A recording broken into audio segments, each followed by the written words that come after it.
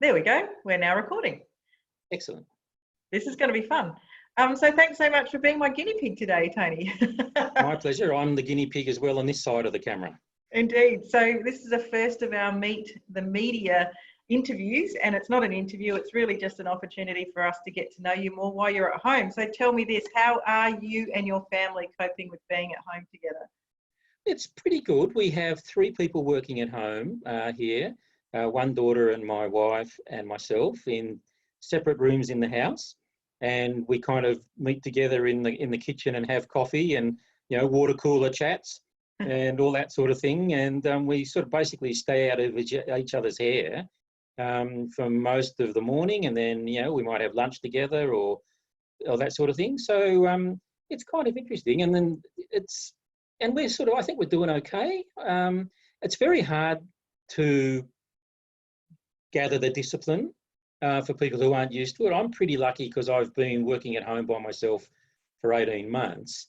And it did take a while to gather the discipline together to be your own boss and to, make sure you sat at the desk and worked and did all the things you had to do and not get distracted by, vacuuming something, yeah, which is something that you wouldn't ordinarily do anyway. But it's always a lovely distraction to go into the kitchen. I found myself making heaps and heaps of sourdough bread in the early days when I was at home, before it even became a COVID-19 challenge. Yeah.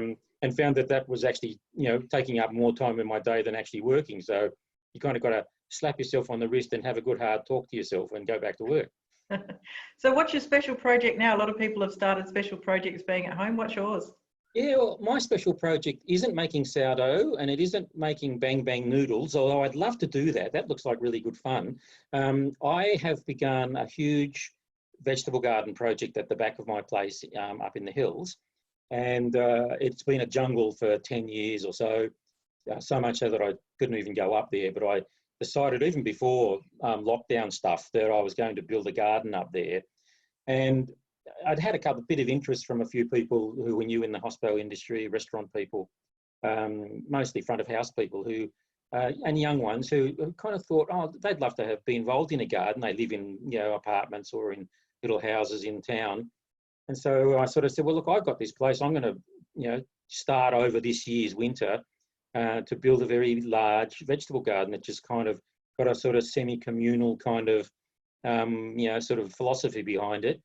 And so that's begun. So it's going to be a long process. I'm trying to work out whether it's dry stone walling or, because I'm on a slope, so whether or not the retaining walls or the raised beds will be wood or timber or dry stone or concrete and a few other bits and pieces. So it's all in the planning at the moment, but it's been dug up and I've put the first load of broad beans in so I can dig them in as green compost in springtime. So yeah, it's underway. That's my project, which is I do when I kind of need to get out and pick up a pick and axe and do a bit of physical exercise away from the typewriter, so to speak. And the produce will certainly be very nice when it comes through. Tell us, Tony, what have you been doing since you left the advertiser? Yeah, well, that's been 18 months now. So I really didn't have a plan. I really didn't have any idea really how freelance work would go for me.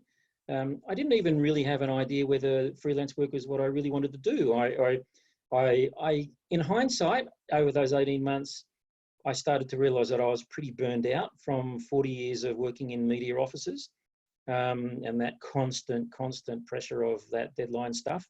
Even though I was in features and at the Tiser, I was also working in news department. So I kind of it just started to happen. People started to call me. And then I realised that there was, but maybe I still was a little relevant. It's really hard to know, you sort of, I'm one of those people in this business who doesn't trade on their name. I trade on the last job I did.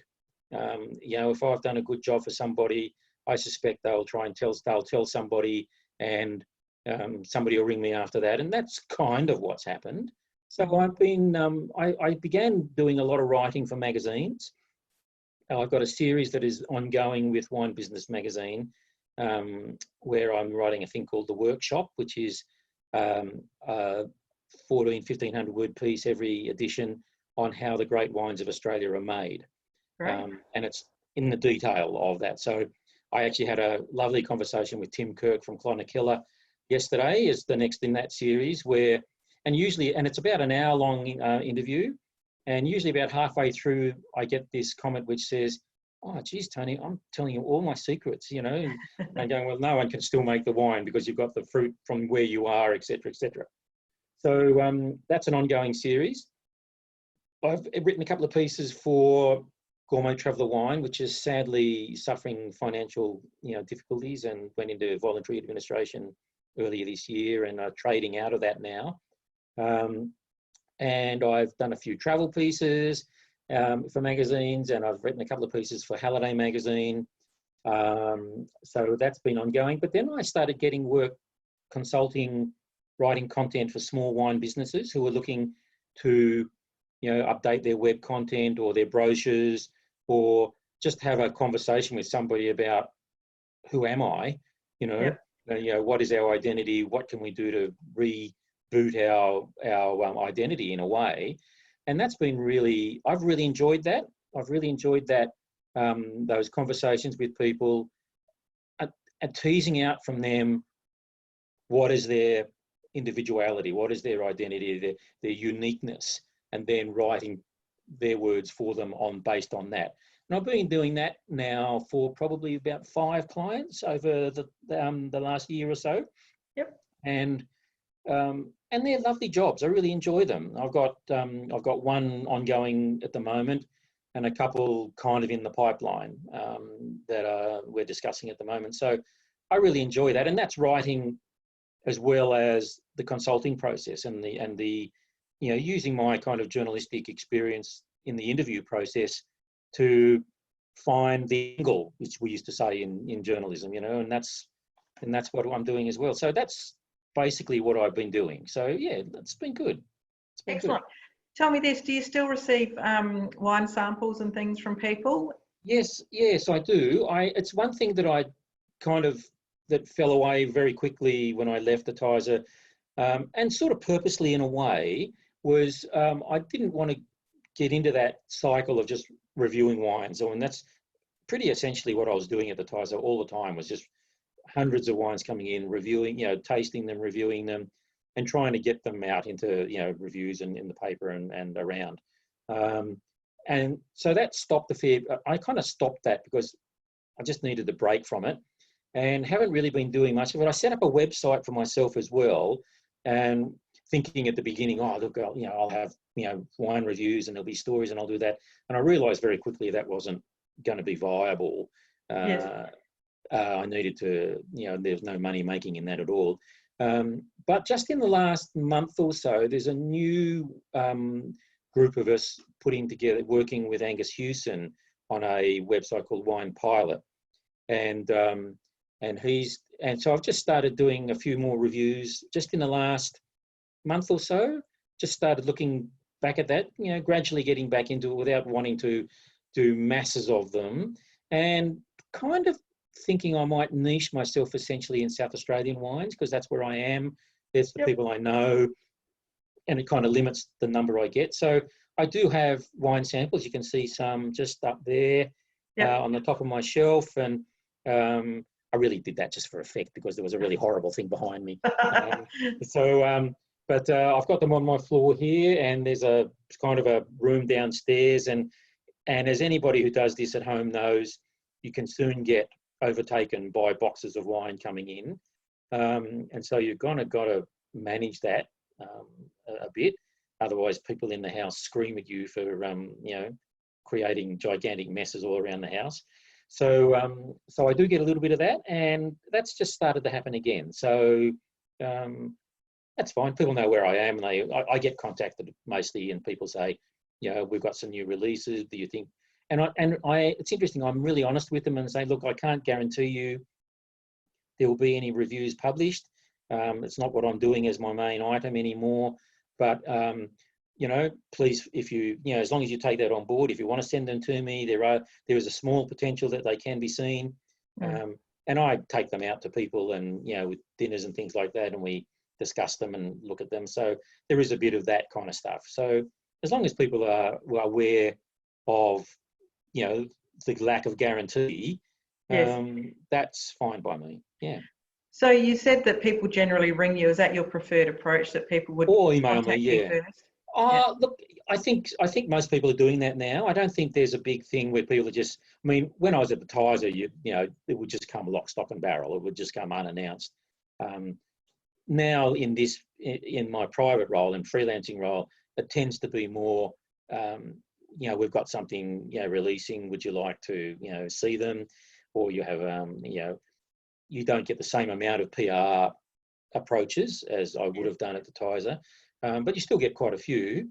And I just look at them now and go, look, is this relevant for me or not? Rather than let's just take in bulk wine and then do whatever. I'd rather it be a bit more controlled. So people do mostly now email me, and I can make a decision with them on whether or not it's relevant or not. I had just one recently where a new release from Taylor's was, the PR guy, Brian Olsen, sort of let me know about some stuff. And it was that they were releasing a new Grenache, I think, a Jarraman Grenache. And ordinarily, I probably would have said, look, it's not something I can do, but I just had a commission from a magazine to do a Grenache story Australia-wide. And so I said, look, that's perfect. I can have a look at that and maybe include it. And of course, about a week later, the commission was cancelled because there was a downturn with the magazine and a lack of advertising. And so they had to kind of go back to what they had in stock and staff stories rather than freelance stories. Hopefully that'll change in 6 months' time or whatever. But so, the wines came with them, the commission was cancelled, but that's how life happens these days. Yeah. Yeah. And last question is, you've been working at home now for 18 months, so you're an old hand at it to, coin probably not a good phrase right now, but tell us, what's your survival tip for working from home? Look, I think you've got to assign yourself.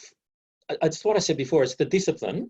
You've got to be disciplined about it, and you've got to get up in the morning, and you've got to have a shower, and you've got to get dressed. The idea, people always laugh, you're going to work in your PJs. Well, no, you've got to approach it as it is work, and go into your workspace, create a workspace, preferably not in the kitchen, or if you can somewhere, preferably if you've got I know this is all going to be different for everybody.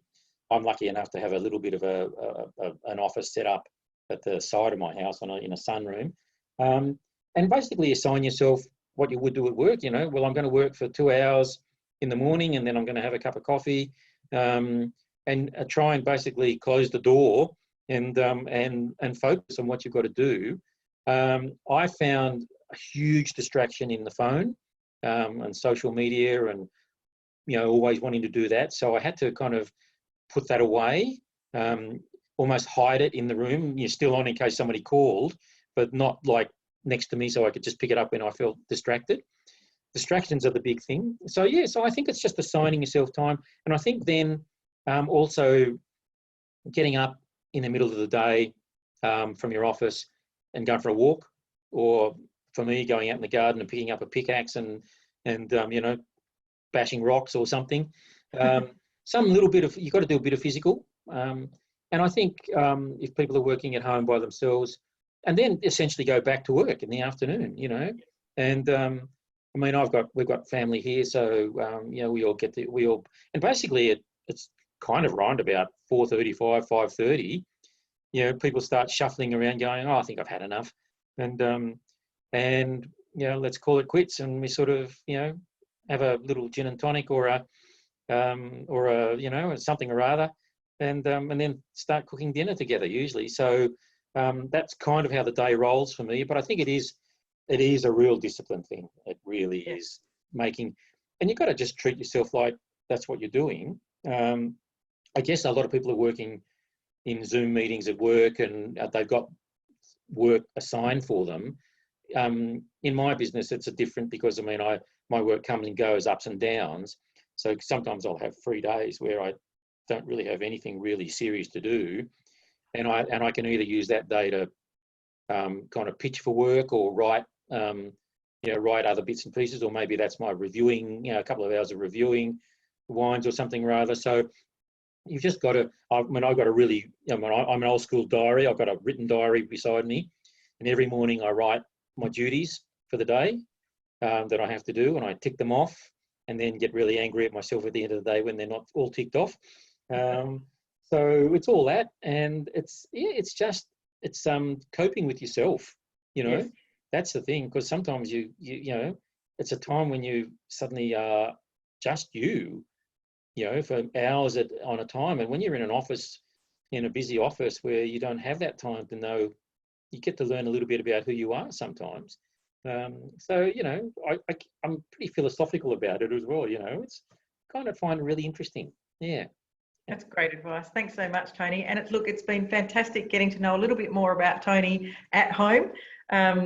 Thank you for your time, and we will talk to you, I'm sure, on the phone hopefully next time. Bye for now. Excellent. See ya.